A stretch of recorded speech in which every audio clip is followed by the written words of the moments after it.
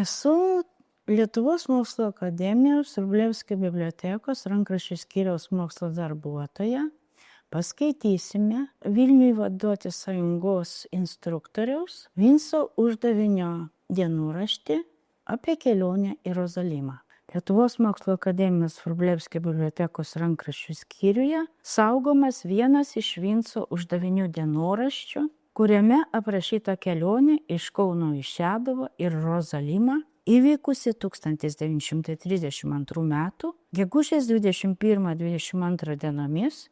Taigi, kelionėje žurnalistas atskleidė smulkmenas įvairias, komentavo kraštovaizdį, kritiškai žvelgė į įvykius, pateikė ryškius sutiktų žmonių apibūdinimus. 1932 metų, gegužės 21 dieną, tai yra šeštadienį, 7 val. Ryto Uždavinys iš namų išvažiavo į Kauno geležinkelio stotį. Rašo jisai: vagone mano skyriuje lygi Kalnėnų važiavo pora mokytojų, vienas berniukas, o nuo Kalnėnų lygi Radviliškio važiavau su kažin kokiu Račkausku, užsirekomendavusiu man kaip dailės darbininku. Radviliškėje Vincas Uždavinys laukė traukinio į Panevėžio pusę. Ten jis su stoties viršininku Kuodžiu išgėrė butelį alaus. Jau atvykus traukiniui, keliauninkas sutiko Vilniui vaduoti sąjungos Radviliškio skyriaus pirmininką Zubku.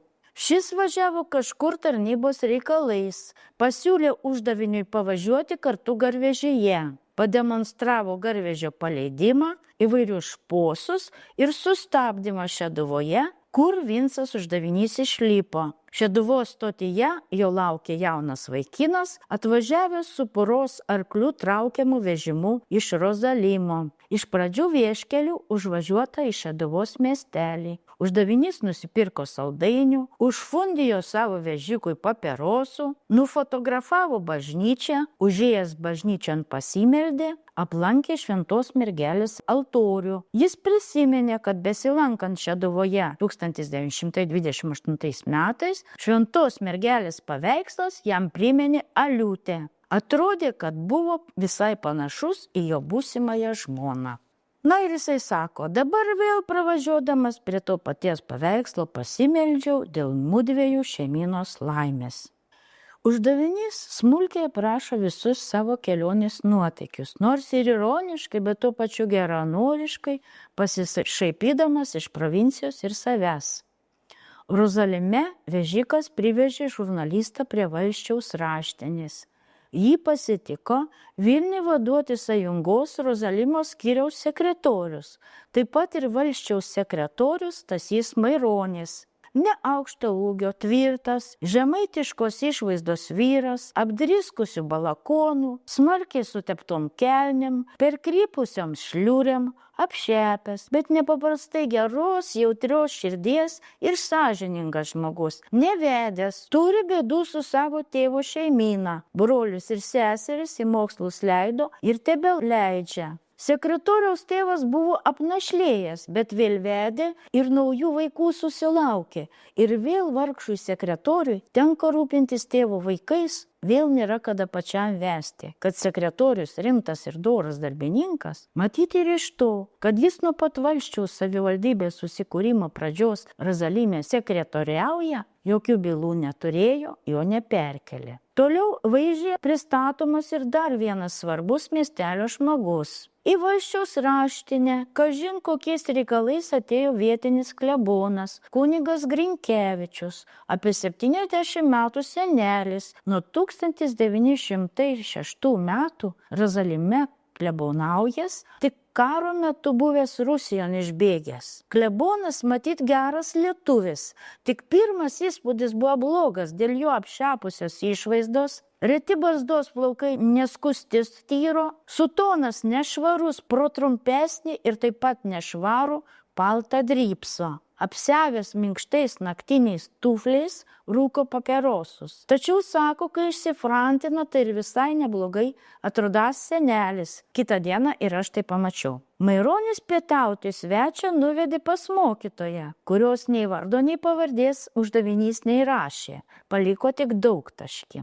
Aprašyta situacija artima anekdotiškai su autoriaus didaktiniu prierašu. Tai sena pana, atstatyta krūtinė, bet dar labiau nukarusiu pilvu. Ja pažinau Kaune, bene praeitą rudenį draug su mokytoja Ona Olšauskaitė. Pietavome ruškinius, tai yra rūgštynės. Su bulbėmis juos galima buvo valgyti, bet ir tai, kažin ko trūko. Toliau davė kiaulienos. Ja aš mėgstu, tačiau valgyti negalėjau, nes iškepta nepaprastai pasenusiame ir apkaitusiame svieste. Prie mėsos agurkai vėl buvo tokie rūgštus, kad juose lengvai galima buvo skūras rauginti, o nasrai tai vos neišdegė nuo rūgšties karščio. Tik vieną šmučiuką prarijęs nedrįsau daugiau agurko kąsti. Mėsos gabalą šiaip taip sugrumalojo, tačiau lygi kitos dienos savijautą ne per puikiausia turėjau. Maironis viską mielai valgė, jis matyt prie visko pratęs ir niekas jam nekenkia. Aš galvojau apie tai, kaip reikalingas kulinarijos mokslas visose mūsų mokyklose ruošiančiose inteligentus. Juk sveikų ir šviežių produktų tiek daug vietoje turi, tik nemoka jų tinkamai pagaminti, nemoka svečių pavaišinti ir patys savo sveikatą susigadina. Štai kokį lankomą miestelio aprašymą pateikia žurnalistas. Razalimas kurortas. Kiekvieną vasarą čia suvažiuoja apie 300 vasarotojų. Daugiausia žydų iš Šiaulių, Panevėžio ir kitų didesnių apylinkės miestelių. Prie pat miestelių yra gražus šilas. Šile tvarka geresnė kaip Palangoje, nes takai išlavinėjami. Visam šile pristatyta baltai dažytų suolų, prie takų dėžutės popieriams numesti. Pats miestelis nedidelis, gatvės smėlingos, negrįstos, šaligatviai nereikalingi, nes purvo esą čia nebūna. Pačiam centre, kaip paprastai, didelis šventorius su kryžiais aplinkui. Prie jų seniau buvusios stacijos. Seniau žmonės pamaldesni buvę. Stacijas ilgai eidavę, bet kai kunigai peklą panaikino, tai žmonės ir nuo Dievo atšalę, pareiškė man vienas razalimietis.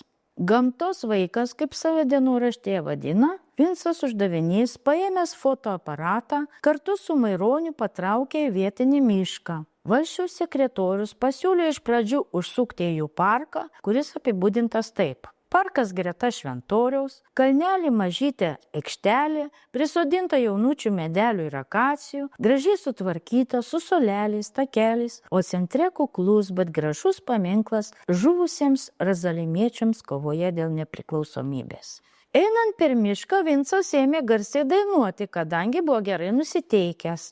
Maironis tik klausėsi ir stebėjosi, kad pirmą kartą Rozalimo miškan atvykęs svečias to jau dainuoti pradėjo. Dainos pritraukė vietinę ponę, kuris su svečiu labai panoro susipažinti. Tai čia gimusi augusi Malušauskaitė. Mūsų pažintoji ponė užtekėjusi už kapitono Nemajuškos, gyveno Šiauliuose. Dabar paniutė tik vasaroti į seną tėvų vasarnamį, Rozalima atvažiuoja, nuvedė mus pas save pavaišinti. Kai svečiai gerokai išgėrė vyno, Uždavinys pasiūlė grįžti atgal į mišką, kad prablaivėti. Ponė Namajuškienė savo draugę mokytoją Natą Palujanskaitę pasikvietė. Tai plataus veido, plačių pečių ir nepaprastai storos gerklės. Storai kalbanti moteris panelė. Skūrinių balakonų, ne balakonų, lyg kailiniais apsisupusi, storas balsas per nosį lenda, bet pati gražiai nusiteikusi, linksmai juokauja. Jos tėvai rusai, vietos gyventojai, ji mokytojauja Rozalimo valsčiuje, didelė sportininkė, svarbiausia futbolo mėgėja, su vaikais dažnai futbolą sparanti, keista, nemoteriška, tipinga savo rūšies moteris. Už 3 kilometrų nuo Rozalimo buvo Pažerių kaimas, kur mokytojavo Vinco Uždavinio pažįstama Ona Olšauskaitė. Jau vėlai vakare sutarė jis su sekretoriumi Maironiu nuvykti ją aplankyti, važiavo dviračiais. Keliauninkai mokytoją rado namuose. Uždavinys aprašo įspūdžius, įterpia dar savo nuomonę, kuri susiformavo po susirašinėjimo su ją.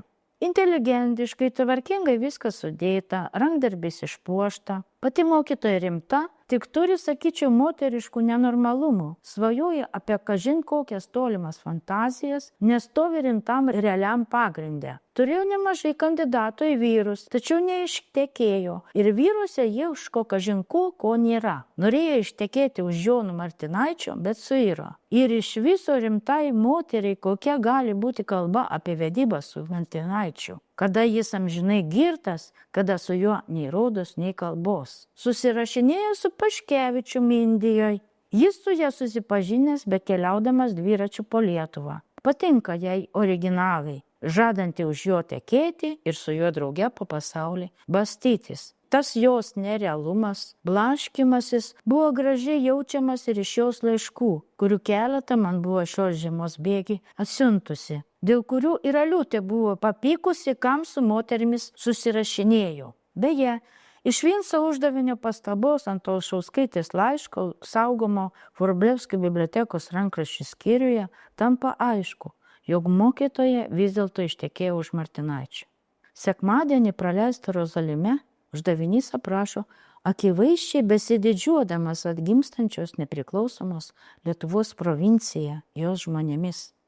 Nepaisant vyraujančių patriotinių motyvų, jis vėl įrašo savo kritiškus pastebėjimus, kurie be abejo atskleidžia jau daug provincijos mačiusio ir galinčio palyginti publicisto patirtį. Atvykdamas Vincas Uždavinis manė, kad bus tik jo paskaita ir Vilniui vaduoti sąjungos skyriaus susirinkimas, tačiau suplanuota buvo daug daugiau. Gaisrininkų šventė, priešgaisrinės propagandos savaitės pradžia, Valsčiaus mokyklų sporto šventė, vaikų darbelių paroda, Šaulių gegužinė ir Vinco Uždavinio paskaita. Į iškilmingą posėdį žmonės susirinko Valsčiaus salėje. Lauke buvo karšta, o salėje dar karščiau. Apie iškilmių organizacinius trūkumus Uždavinys rašė.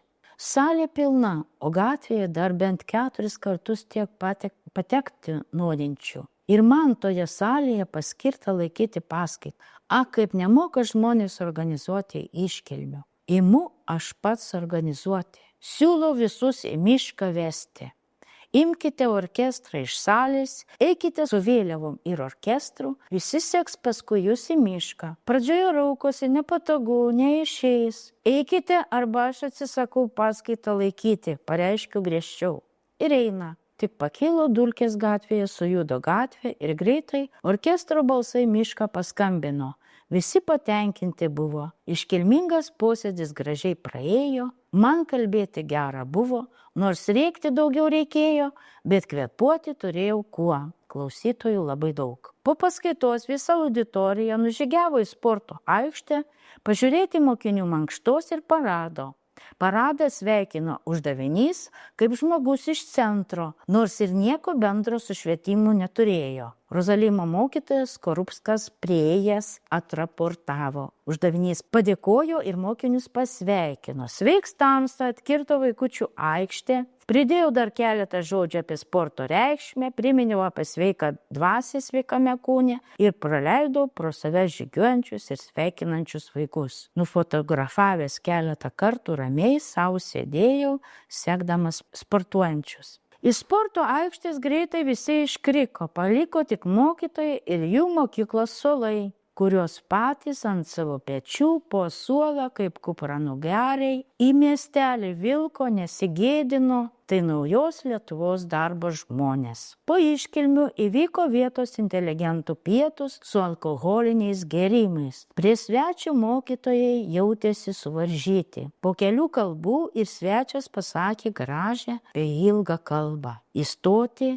Uždavinys Valsčiaus arkliais skubėjo jau saulei nusileidus. Važiavo ne į Šeduvą, bet į Pakruojį. Laiko buvo labai mažai, skubėjo. Įstoti atvažiavus traukinį ilgai neteko laukti. Vagonėlyje Uždavinys sutiko Barborą Zigmantavičiūtę iš Viekšnių klebonijos ir Liepą iš Geležinkelių valdybos su žmona. Su jais prakalbėjo iki Šiaulių, tai yra 24 valandos nakties. Kelyje dar susipažino su Joniškėlio teisėjo žmona.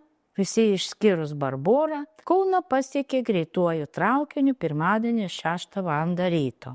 Vilniui vaduoti Sąjungos instruktoriaus Vinco Uždavinio kelionės į Rozalimą aprašymas galėtų būti vertinamas kaip tarpukario Lietuvos išsilavinusio, bendruomeniškai aktyvaus žmogaus mąstymo kultūros atspindys. Be to dokumentas svarbus Šiaurės Lietuvos lokalinės istorijos požiūriu, kadangi tokių liudijimų išlikę nedaug.